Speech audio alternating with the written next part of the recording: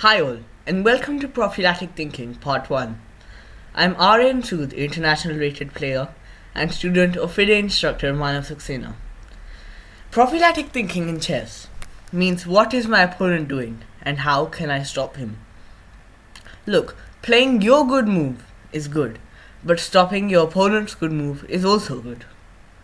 I'll show you this through a game of mine where I was playing as black.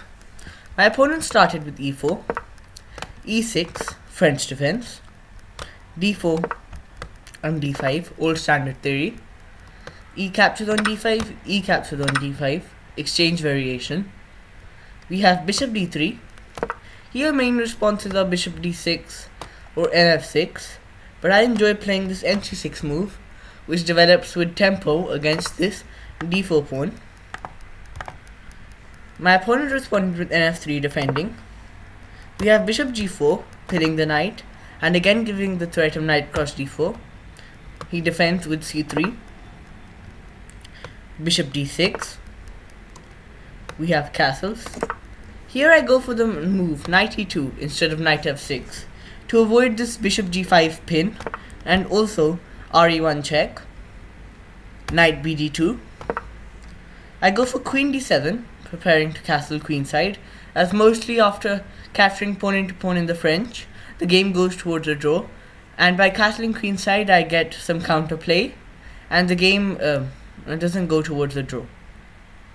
So queen d7, my opponent responded with re1, and here we have queenside castles. So here, my opponent went for the move queen a4. After he played this move, I thought for a while and tried to understand what was his idea of queen a4. What is he trying to achieve on my king side?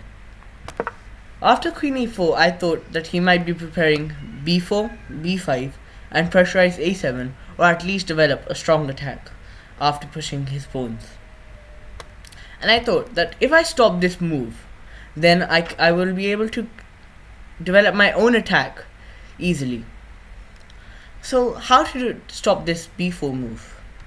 Maybe a5. But a5 breaks a very important principle of not pushing your kingside pawns. And here by pushing my kingside pawn, I would weaken my king with this a5 move. So this is obviously not a good idea, and it would make it easy for white to generate an attack. So here, pause the video and think, how can black stop b4? Okay. So the correct move to stop b4 is king b8. This move looks quite weird, and it looks like a very defensive move, but attack is also hidden in here.